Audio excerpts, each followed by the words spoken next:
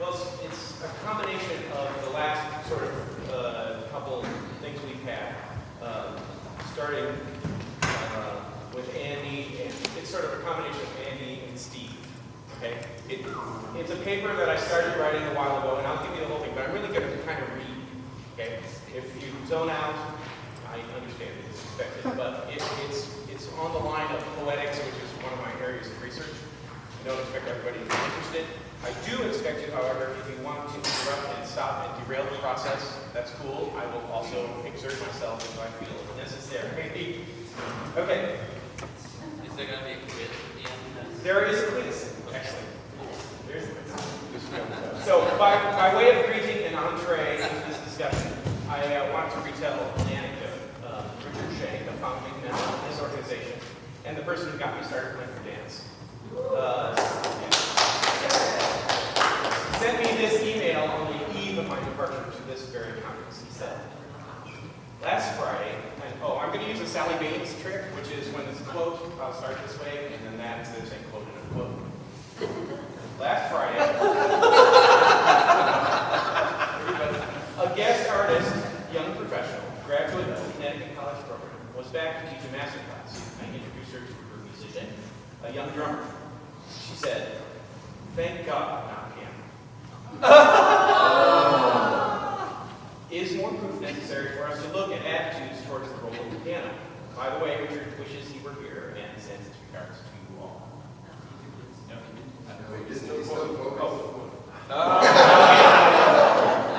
I hope you will listen to this rough draft of ideas on a gnarly topic that we can follow with some discussion, which I would greatly appreciate, and it would help me to hone my ideas. So I'm not the last word on anything here, but I want to ask some questions in a fairly philosophical way. I started writing an essay last year with a definite slant to be submitted to a journal at some later date. It was called How the Mighty Have Fallen, the Demise of the Piano in the Dance Studio. My original perspective has changed. I am glad now that I stopped writing so I could reprocess the feelings I had to present here to fellow practitioners of the art of making dance for dance, or music for dance, and for dance class. I realized that I don't brew the ground-shifting change from piano-centric to electronic instruments. Rather, I lament some of the implications that the ubiquity of loop-based music has on dancers' ears, their musical-choreographic development, and their artistic sensibility. I will admit now that I am grappling with making the enthusiastic electronic musician that I am live within this piano-playing, perhaps aging dance pedagogy. I imagine that I am not alone in this struggle, and know that it has always been thus. That is, that as trends in musical culture change and the dance community embraces disparate elements, we as committed dance collaborators in and out of the studio have to adapt. At this time, though, we have a unique chance to help determine our own fate, and not to tacitly allow a certain obsolescence to happen to us. To quote Catherine David in her inspiring book, The Beauty of Gesture, the aim is not to solve the mystery, but to unravel it and learn from it. You don't have to do it. I'll do it. This is not for just a part. You understand? We're getting some physical activity with my dancer. At the outset, I can imagine splitting this audience into camps by virtue of practice. One group being acoustic musicians, perhaps lamenting the changed role of the piano, and the other electronic musicians celebrating newfound freedom from that black beast of the corner. There are those amongst us, most of us probably, who play anything we can get our hands on and continue to experiment with various media and idioms. Am I going too fast? No. We have sought to both capitalize upon and at the same time to neutralize the cultural predispositions of obvious instrumental idiomatic bias. We sing nonsense syllables. We hit the side of the piano with a stick. We play along with the drum machine. No matter what camp we belong to, we must note as practitioners that the ground has shifted towards recorded music in class, a CD, a beatbox, for lack of a better term, or a loop-based sequencer. I consider instruments like the ham sine, octave, drum cap, etc., as essentially acoustic instruments though they are not, of course, in the strictest sense. This discussion assumes that you are in the camp that acknowledges the pedagogic value of music in the dance studio, though dancing without music has always had value too, as Walter Kennedy, a longtime Lewinsky dancer and colleague of mine, good friend of Larry's, said in an email on the topic, and maybe others. The charms of music are undeniable, and its place is pivotal in the technique studio. It is a vital supporting element to movement learning. All movement, even that without sound, implies some musicality in my mind. They are linked as time-based art forms, and there's more on that later. By the way, if none of you has ever been to Portland, I would suggest going in early September where there is a time-based art festival, which is, if I may use the term, kick-ass. Recently, say in the last 15 years or so, the piano's role as a primary in the studio technique context has dramatically changed. I think we have ample evidence of that here. This discussion seeks to expose some of the ramifications of this shift and to develop a group dialogue about what we as practitioners value. I'm not trying to answer any questions, I'm trying to ask questions, and I think we together should try to answer them collectively. I want to discuss this with you all and at the end of my talk in an open forum. Please stop me along the way if you wish to make a point or to clarify something. First, let's make some observations about the state of things in the dance studio. Ballet teachers, of course, have a long relationship with music based somewhat on performance practice that is energetically linked to the basic elements of music, rhythm, melody, and phrasing, or form. Many authors have written more eloquently than I could about the music-dance relationship, notably Kathy Tech, who's here somewhere, maybe not here in a moment, and Harriet Cavalli, many others. Authors to whom we are indebted for laying a discursive foundation, but now we have to revise it, I think. In my experience, the ballet use of the piano has essentially remained intact, with some welcome innovations, like the prevalence of improvisation. But now the general use of CDs to provide accompaniment, as either recorded piano or recorded ballet repertoire, is rampant. There are also many CDs from accomplished and some not so accomplished dance musicians who improvise in classical styles. These provide a ready-made dance bag portable version of music that can be called up and replayed, spliced and diced in a number of ways to fit the needs of the ballet teacher. No need to engage a musician for classes at all. The savings for small studios is too alluring, it simply is cost effective. As a living, breathing ballet musician, however, I have some obvious objections to this rationale, which I will bring up later. I understand why and how this happens, but there are some big ramifications of using prêt-à-porter music that are rooted in the current musical culture. So the core of my argument really rests in the modern technique studio. I'm not trying to dispense with ballet, but I don't see this much of an issue there, as much of an issue. In the modern studio, there exists the practicality dilemma noted above, and yet another set of pressures pushing us away from the use of piano or any live accompaniment. When a dance teacher has a musician engaged in technique class, there is an all too often unspoken contract, or as Steve would say, agreement, struck between collaborators, namely that the musician has an historical awareness of what music might best serve certain movement idioms. This is a delicate proposition. Musicians who make their livelihood as musicians in dance must know how various stylistic expressions of movement have been set musically. The historical precedents are strong. Graham and Horst, Limon and triple meters, Free and Bach, Liebmann and her drums. These traditions are the foundation upon which musicians in dance have based their own efforts in this context. Here, though, I am preaching to the choir. You all know well the pratfalls of our delicate art. After postmodernism, things changed, and with its concomitant emphasis on pure movement, independent of musical structures, there was a logic that strongly distrusted music's philosophies. Elizabeth Streb, for example, has famously said at this very university, music is the enemy of dance. Yvonne Rainer's wonderful score, her actual musical collaborator, to performance demonstration, interesting piece from the 60s, includes this passage quoted here from Sally Gaines. Note her musical playfulness. This is a long one. I would like to say that I am a music hater. The only remaining meaningful role for musique in relation to dance is to be totally absent or to mock itself.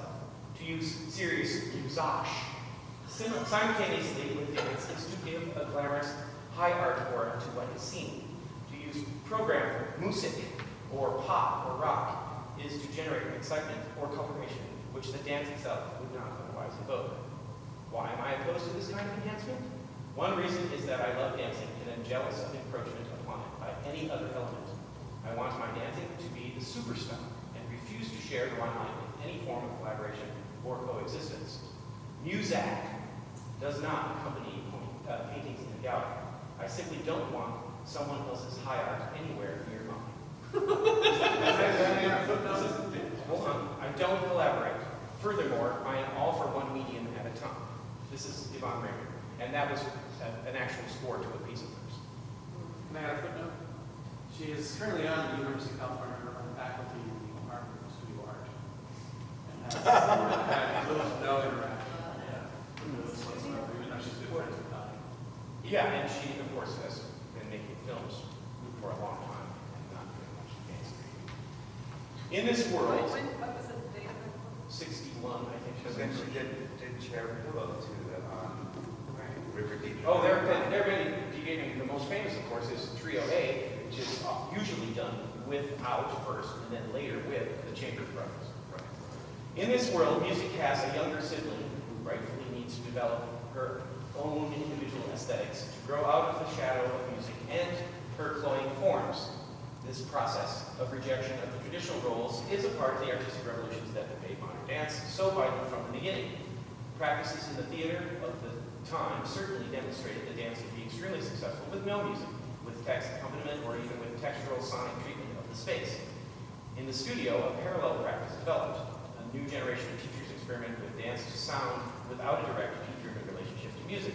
I have fond memories of reading the newspaper for Louise Burner's at her request at Ohio State in the 80s. There was all reading it aloud.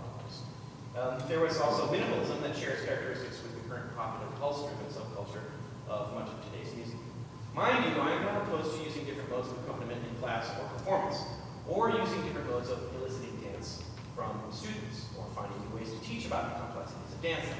I am, in fact, addicted to the very experimentation that we're talking about here, that the dance studio has prodded from me as a collaborator. But there is now a different aesthetic afoot, which carries a healthy disdain for the piano, like Richard's alone. And I mentioned at the beginning. There has come to be a rift in communication. This rift has not been filled with the usual musical materials, that is, the piano, because of its traditional role and its traditional baggage. Rather, many musicians have turned to electronic sampled means to fill the disconnected void. We have this conference to share ideas on this way of thinking about how to make music and dance happen. Beats, samples, and ambience are often the materials of the modern dance musician now. We've seen it over and over today and yesterday. I have used Reason and Live myself, and even ambient groove CDs that I make away from class to bring in textural electronic energy. It works. There's no doubt about it. So I'm not opposed to it. I'm just saying we need to talk about it. It has presented itself as an outcome of the disdain for counts and parallel discomfort with structures, and specifically musical structures. As this new collaborative language continues to present itself, there has been a notable shift to musicians who can improvise and create in such an environment with many wonderful new tools other than piano.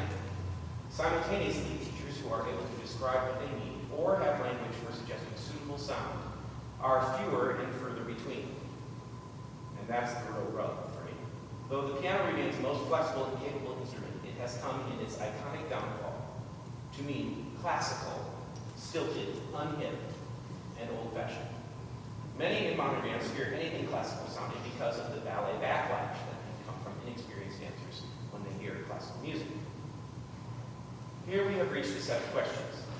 Is there still a market advantage for live music in the technique studio? Question number one. What are the benefits and or problems there? What issues does loop-based accompaniment have inherent in it? Are we in our eagerness to satisfy our dance cohorts tacitly ignoring a great chance to rethink the pedagogy of music of the dance community? How do we reflect performance practices of dance, of music? Is this important? How do I continue to be a model artist in the studio? That's what I'm thinking about. I'm sure you all are thinking about lots of things too. Many dancers extol the synergy of live music and dance in the studio. There is ample testimony from teachers in both ballet and classical modern dance techniques that where they say musicality is the quality to be fostered in a dancer. For ballet, there's less and less live piano accompaniment, improvised or otherwise, as more and more teachers and choreographers use recordings in performance. Again, Walter Kennedy makes an interesting observation about live music in the studio, one that sums up my own approach over the years. I think I heard John say it with his speaking about how he plays with class. Music in the dance space over the years has run the gamut. I think now we are less concerned with trying always to be dead serious mid-century moderns or anarchistic postmoderns, and we are now in a place where we use what works, lounge music or prepared piano, percussive prances, two rock on and off knockoffs if necessary, baroque and blues simultaneously if need be. So variety is important. What better way to have variety than to use recorded music? There is also the obvious question of practicality with CDs. Pianos take tuning, must be good instruments to serve the needs. They take upkeep and must have good pianists to bring them to life. Mike Vargas, a longtime friend and amazing dance musician in his own right, says, one of the sneaky issues with continuing to use pianos in studios is the horrible default position of a piano in bad shape. That sounds bad, and a musician who doesn't care about what they're playing, because they can't possibly make good music, since no matter how good their composition or improvisation may be, it just won't sound good. Of course, if the budget doesn't allow, there can't be musicians or pianists, so I'm going to assume that this is possible. What do we prefer? There is the performance practice of using recorded music for dance, sometimes original and commissioned, sometimes reworked, but most often recorded music, and usually not intended for dance at all. Aside from the appropriation question, certainly another paper in the making, and from the copyright issues, see Bill Moulton's session for that, I think that this affects the studio greatly. People now seem to like to dance to music in technique class. That is part of their lingua franca, to use an expression that makes sense in the broader context of talking about cultural studies. It's part of their everyday language, their everyday experience. Or to put it in semiotic terms, the subcultural signifier that music used to be in this context is now different. We don't want to dance the Brahms because it's too late with baggage, or with another dance music symbolism. And moreover, it's way too bossy for the dance practitioner of today. I would like to explore the explosion of recorded music briefly as a cultural phenomenon. Should we take a little breath here? Anybody want to say anything? Who said that? That's me. Okay. Me. I should do this for me. Okay. With the advent of the iPod, here I go, hold on over here, and the concurrent perceived need to declare one's personal music and carry it with you, there is a whole range of issues which affect our discussion. First, there is the problem of sound quality. MP3s are inferior, and that's that. They are based on the psychological modeling of the hearing process and are notably bad at reproducing certain kinds of music. And here's the pop quiz. Guess what kinds of music don't sound very good? Good music. No, but it's true. Certain kinds of music really don't sound very good with MP3s. If you want to try a test, take one of your favorite vinyl recordings of something like Till Oil and Spiegel, or I don't know, whatever it is. Especially something orchestral and romantic. And then record it at 48K and 24-bit depth, and then do it at 44 and do it 16-bit, and then do it as an MP3. You will be flabbergasted. Unbelievable. But we just get used to it. There are other compression. Of course there are. But those are the ones that I think easily parse here when we talk about other. I mean, there are ones that like the AAC. Yes, but they're not in the lingua franca. They're not commonly used by people on the street. I think they are actually. When you have a Macintosh, they're set automatically. It's true, and it's a lot better, but it's still not. But still, you might want to take my too. Well, but what kind of speakers are they playing? Well, there's more. Second, there's the not unrelated delivery system or access culture, which simultaneously honors the variety of music available and makes it more disposable. We are supposed to listen to music while doing something else. This is the iPod's mode in supplementing. While I laud the variety of music available in iTunes and other MP3 services, I wonder about the cultural significance of having music be so ubiquitous as to be piped into our craniums, especially while doing something quotidian. I revel in ritual, I do it, I practice it every day in the studio, but I worry about the evaluation of the music we choose, and because we choose inferior audio clips of it to accompany our tasks. Jeff Stollett, my colleague at the University of Oregon, writes in an article from Teaching Dance Studies, audio recording technologies in their many manifestations have led to what I call the radical portability of music. Radical portability is visible in almost every area of daily life, ranging from home stereos to the mall, from car radios to elevators, from handheld MP3 players to television. Whereas music was once significantly autonomous from pedestrian activity, music via its recently found portability attaches itself to our lives in every conceivable way, locale and life context. Today we have chosen to soundtrack our lives, and specifically to soundtrack physical activities in our lives. Moreover, we have made music the ultimate wallpaper, popular pablum, that's me. It is no longer an artistic signifier in the same way. Rather, it accompanies our menial activities and is less valued.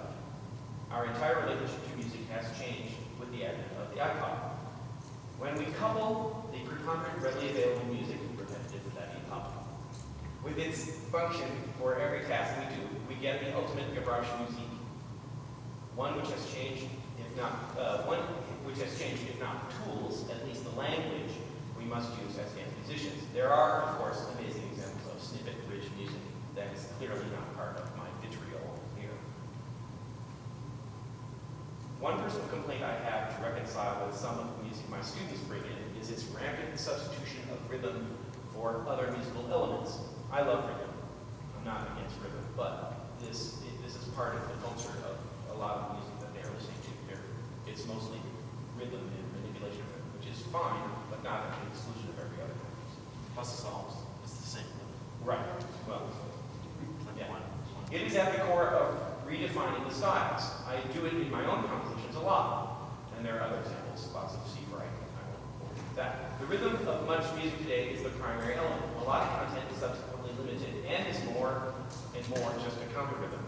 I am fine with polyrhythms. I love them, and in fact, believe that moderation in all things should be applied here. However, the real culture for me is the flattening of the harmonic tensions and the distinct lack of sectional variation or development. And now I'm sort of admitting that I sound like the grandfather of a son who's out in the garage jamming with his band. I'm just shaking my head. Yeah. Well, an observation. Music has been trivialized since recording, was invented because iPod, you talk about the advent of the iPod, but Kind of finished off. well, but here's the thing. We were listening to music when we were shopping, listening to music in the elevator, there's always music going on. Used to be before recording, to get music, someone had to play it, okay? Now, music is ubiquitous everywhere. All the iPod is actually, since the iPod came out, I just recently got one, like 3 or 4 weeks ago. I'm listening to more music. Right. Well, And now I agree with you though, that the quality of the recording, the resolution is not as good. I have an iPod. I use it often, and, Right. I use it as a calling card when people say I want to hear what your music is. I say here, here's my iPod. Right. And they listen, and- But I'm just saying, it's So not I- a recent phenomenon. We've had the difference is with an iPod, you can choose what you want to listen to, rather than being in a supermarket and totally ignoring this noise floor that's everywhere you go. It's changed. I'm not saying it's all bad. Right. It's just changed. But I think Siobhan said that it actually could be good. Well, there are good elements to it. It's not all bad. You're right. I agree with that. One of the things that I think we need to take into consideration is the fact that people become desensitized when they're bombarded by stuff all the time. I'm going to, may I keep going? Yes. I hear you, and I'm talking about some of that. Another interesting argument about the explosion of recorded music comes again from Mike Vargas. One thing about the explosion of recorded music and the availability of examples of most of the excellent music ever made in the last 1,000 years by humans is that people's standards of excellence have gone up.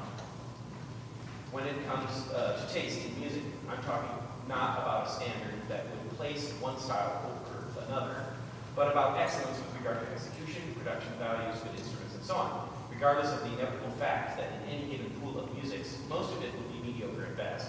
The cream does rise to the top, And people do in fact get exposed to excellence no matter what flavor they favor, which kind of sums up what we're saying. Let's look at specific studio experiences of mine, just personal anecdotal evidence. Sarah Franco is a new colleague in Oregon. She's influenced by both old and new schools. She's in her mid-20s. Of thought, and has taught with a percussion synthesis most recently. Her influences are decidedly release-based, though she trained as a ballet dancer as an undergrad. By her own admission, postmodern dance has radically changed her way of thinking about movement.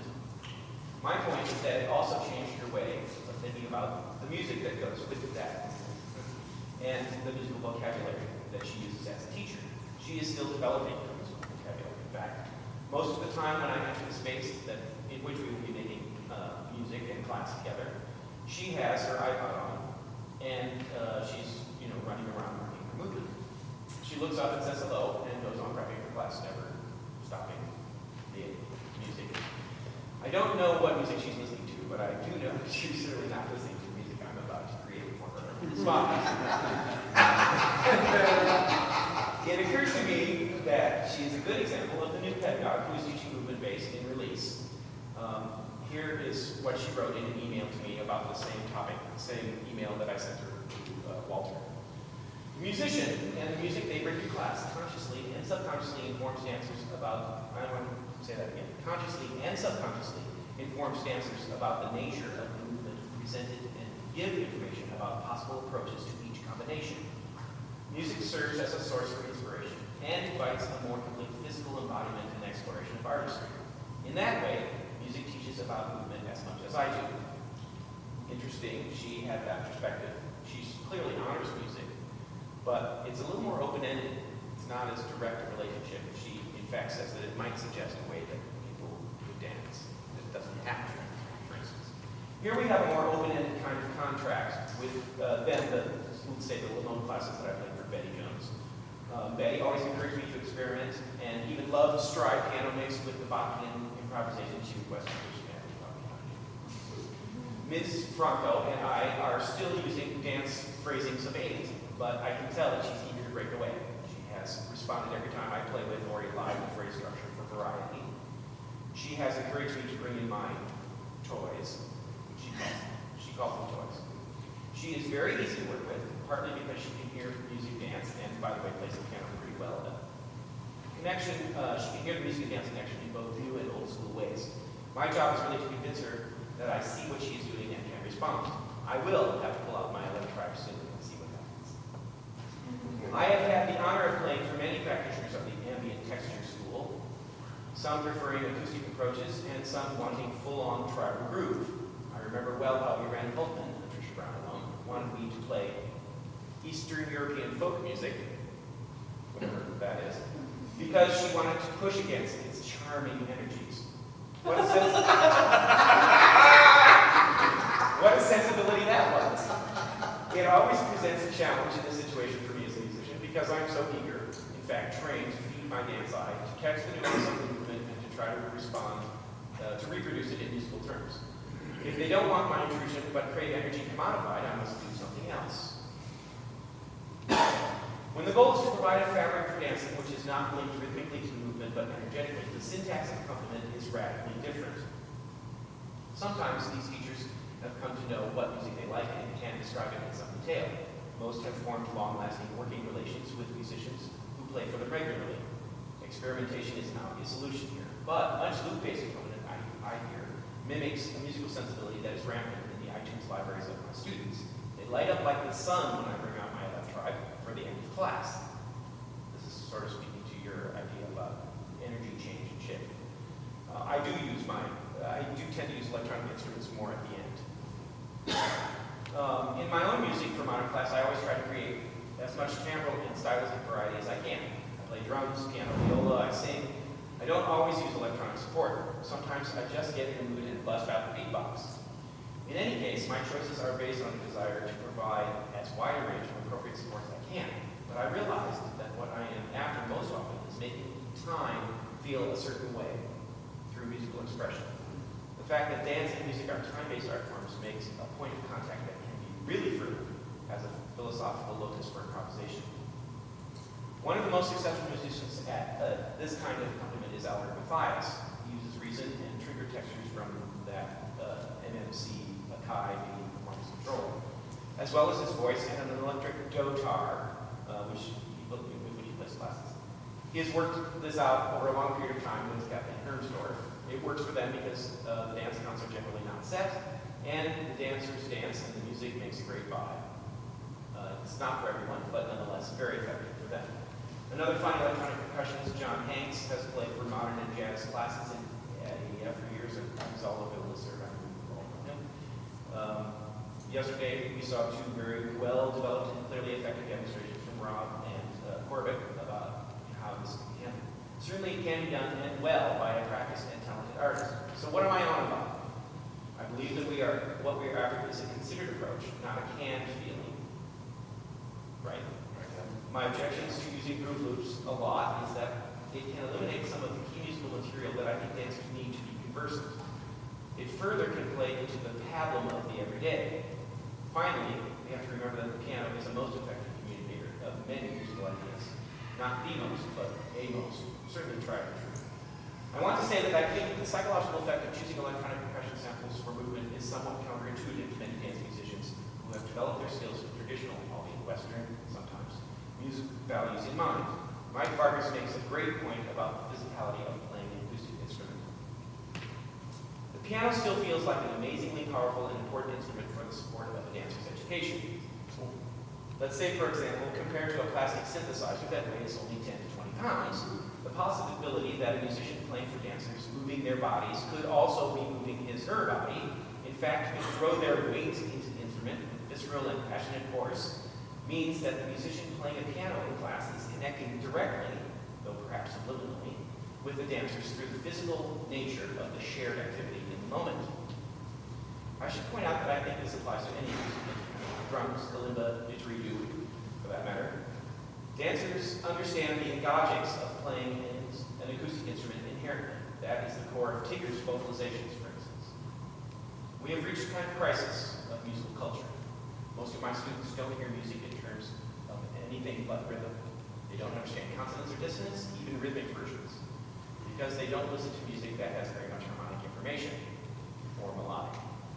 Rhythm, melody, yes. The repetitive musical phonemes, or as Russell Potter calls them, musemes, are at the root of this cultural shift. In his essay, Not the Same, Race, Repetition, and Difference in Hip-Hop and Dance Culture, in a book called Mapping the Beat, which is fabulous. It's all about cultural studies and music. He discusses the sample's function in hip-hop. Repetition, in fact, is often perceived as a type of noise, not an account of its content, but on account of its interruption of the expectation of longer phrasal movement. The more one expects such movement, the more noisy a sort cycle of tropes becomes. Hip-hop breakbeats are, in this sense, just that. They break sample beats away from their original oral context and thus break down the sound into unexpected units, often using scratching to percussively flip-flop the initial sound or leaving drops of sonic blood. That's a great image. The effect is both to we've all left sonic blood everywhere. The effect is both to invoke the original sound and yet to puncture or punctuate it with the signs of its own status as a fragment. Just as the surrealists made art by tacking urinals to a gallery wall, thank you for something, Sean, hip-hop DJs tag up sonic ready-mades, drum machines programmed to a beat. They use its mechanical lack of variation as a variation, just as their Jamaican cousins capitalized on the narrow compass of cheap Casio keyboards to intensify the stark melodic hooks of dance of all styles. He says a bit further in the same article, among fans of many current pop music genres, the awareness that their music constitutes noise to others has become a definitional aesthetic and driving force. Not unlike Yvonne Rainer. Wink, wink, nudge, nudge. This smacks of modern dance's roots to me, rejecting the ballet aesthetic. Dancers get this kind of energetic bartering much more than they get the complexities of a Neapolitan chord. So, I'm just about to. Oops. I must have. No. Can I? Yeah, make yeah, please. please. like remind myself and everyone else that we're mostly talking about kids who are 18 to 24 years old, who probably actually do listen to a lot of music that does have some harmonic and melodic content, but I think that they happen to, in that time period, be attracted to extremes, just like we all are. And they think that that music is like the most experimental thing that they have in their culture. Yeah. So I don't know, I Point well personally taken. I haven't lost hope, but like, I haven't lost hope either. In fact, I want us to inject ourselves into this conversation because I'm making ambient groove scores a lot. I'm fascinated by it. I'm interested in it. Then I pull out my viola and I play it over the top. You know, and it's really interesting to me. And I'm not, you know, I started out as a classical pianist. My parents were both classical musicians. I played jazz for years to make money. Then I started playing for dance. It's, you know, it's all there. I think we're all experimenting and finding our way. But the culture is shifting, and we're going to lose. This is our chance to form another subculture. You know, it only happens every once in a while. It's like Thomas Kuhn's Nature of Scientific Revolutions. This is the paradigm. We're making the paradigm now. We're all doing it. So that's what I'm talking about. Is that this is a chance. I don't think it's all to be rejected. I think, in fact, we have to take ownership for each of us. You know, what is it that we can contribute? I want to inject my energy. I want to be the consummate artist without saying a word. I go, and they're like, I want to do that. Not, I want to do what I just did, but I want to do that, you know, in metaphoric terms. I have a mind to propose a process of détente at this juncture. It occurs to me that as musicians in dance, whose constituency has changed its listening habits, we might do well to do exactly what we always have, namely adapt the elements that make sense to us. As master improvisers, this is excellent fodder for growth. At the same time, we must now use our position as dance educators to wean the students from their daily tableau music with which they accompany their lives with real interest, music of real interest, of whatever genre. Again, there are fine examples of these pop genres. If you don't know about Talbot Sing, for example, go listen, go buy some, or even an MP3. Talbot Sing. Is the piano incapable of making this change? It is if students can't hear what a pianist is doing. There's no piano equivalent for the style known as drums and bass, or house, or many other dance styles. Conversely, there's no equivalent to barrel house or boogie woogie. If you are trying to make the music that most music consumers are listening to, you may well have to invest in some software and a laptop and a good keyboard amplification system. But I'm still reticent to throw out the instrument that I have spent a lifetime using, and which I'm sure is among the most complete.